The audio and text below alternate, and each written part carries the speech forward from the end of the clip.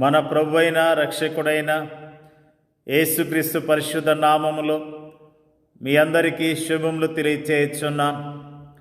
మీరందరూ ప్రభు యొక్క కృపను బట్టి క్షేమంగా ఉన్నారని ఆశిస్తూ ఉన్నాను.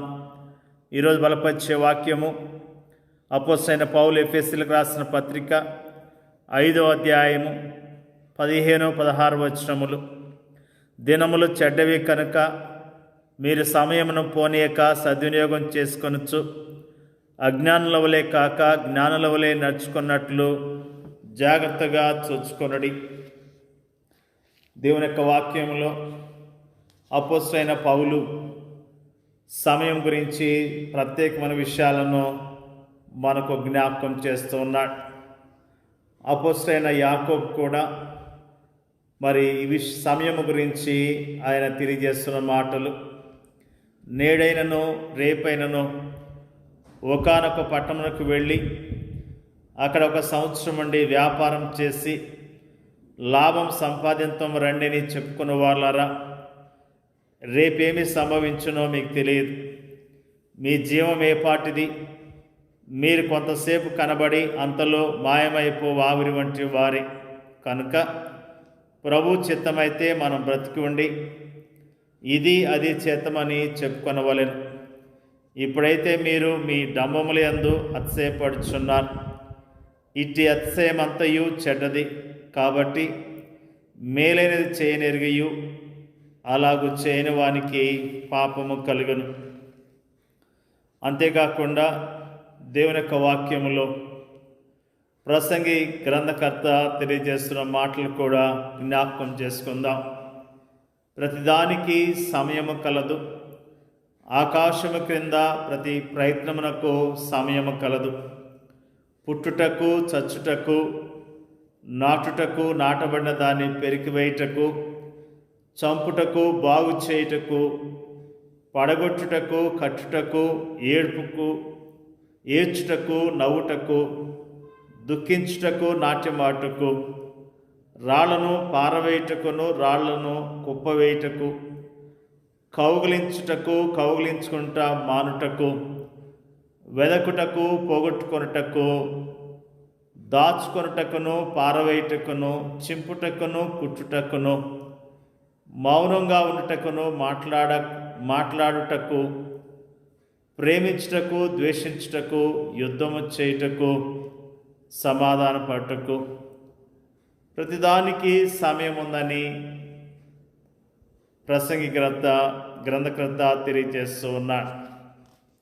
సమయం చాలా విలువైనది.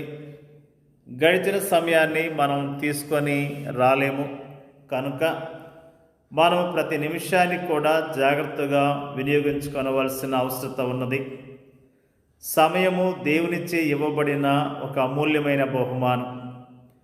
ఆ బహుమానమునకు మనము స్వంతదారులము కాము, కానీ దాని విషయమై రానున్న ఒక దినాన మనమందరం కూడా దేవునికి లెక్క చెప్పవలసిన వారముగా ఉన్నాం.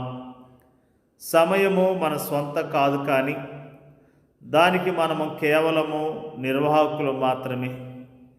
నేటి మన ధ్యాన వచనములోని అజ్ఞానులు, జ్ఞానులు అనే మాటలు లోతైన భావాన్ని మనకు తెలియజేస్తూ ఉన్నాయి. ఈ లోకములో మనం జీవించే విధానాలు 2 అన్నట్లుగా అవి మనకు తెలుపుతున్నాయి.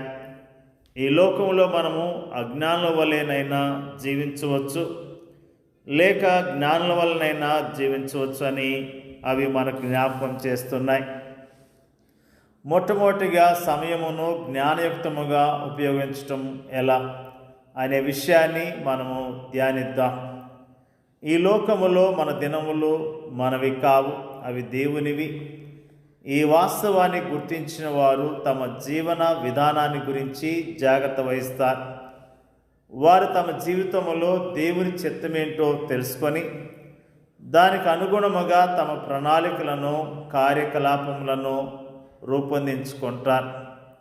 దినదినము వారు దేవునితోటి సన్నిహిత సహవాసములో కొనసాగుతూ ఆయన నడిపింపును కోరుకున్నప్పుడు ఆయన వారి ఆత్మీయ నేత్రాలను తెరుస్తాడు. వారు సరైన మార్గంలో నడిచేందుకు ఆయన వారికి జ్ఞానాన్ని అనుగ్రహిస్తాడు. అయితే అజ్ఞానుల పరిస్థితి అందుకు వేరుగా ఉంటుంది.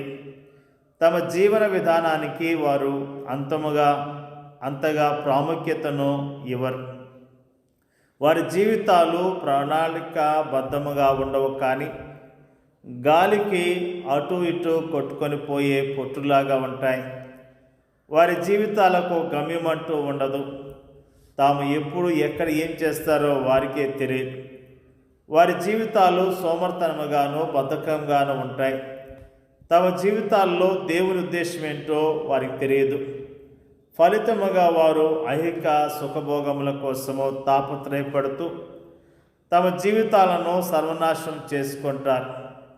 వారి జీవితాలు ఇతరులకు ఆశీర్వాదకరముగా ఉండవు సరికదా, వారికి కూడా అవి ఉపయోగకరంగా ఉండవు.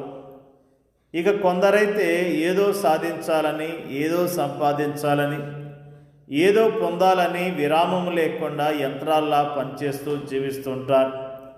తాము సమయాన్ని సద్వినియోగం చేస్తున్నామని వారు అనుకుంటారు, కానీ వాస్తవానికి వారు తమ సమయాన్ని వృధా చేస్తున్నారు. ఎందుకంటే వారు దేవుని చిత్తానుసారంగా జీవించడం లేదు కాబట్టి, నిత్య జీవము కొరకు వారు సిద్ధపడటం లేదు కాబట్టి, ఈ జీవితం తర్వాత వారికి నిత్య జీవము లేదు కాబట్టి, నీవు సమయాన్ని సద్వినియోగం చేయాలని ఆశిస్తున్నావా? అలాగైతే నీ జీవితంలో ప్రతి దినాన్ని నీవు ప్రభువుతో ప్రారంభించు. ఆయన చిత్తానికి విధేయత చూపిస్తూ జీవించు. ఆయన నడిపింపును కోరుకుంటూ ఆయన ఉద్దేశానుసారముగా జీవించు. నిజంగా మనమందరం కూడా సమయం విషయంలో శ్రద్ధ కలిగి ప్రభు కొరకు మనము జీవించవలసిన వారమై ఉన్నాం. ఈ అంత్య దినాలు అపాయకరమైన దినాలని దేవుని యొక్క వాక్యము తెలియజేస్తున్నది.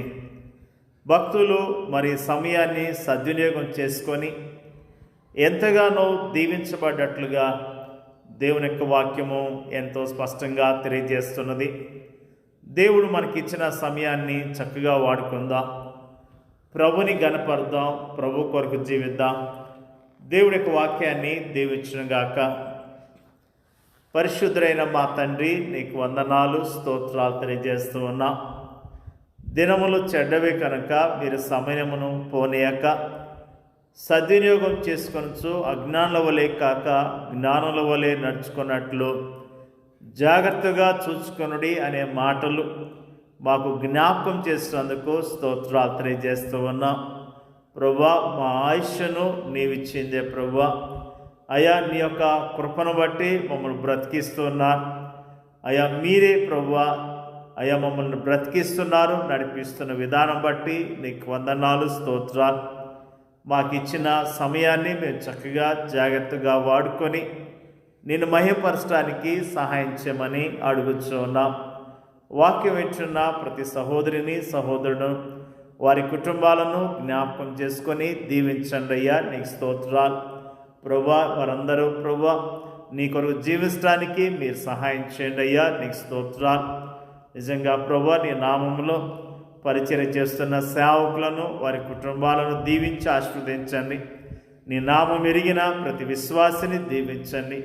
వారికి ఉన్న ప్రతి అవసరత మీరు తీర్చమని ప్రార్థన చేస్తున్నాం. ప్రభువా, మా దేశాన్ని మీరు కరుణించండి.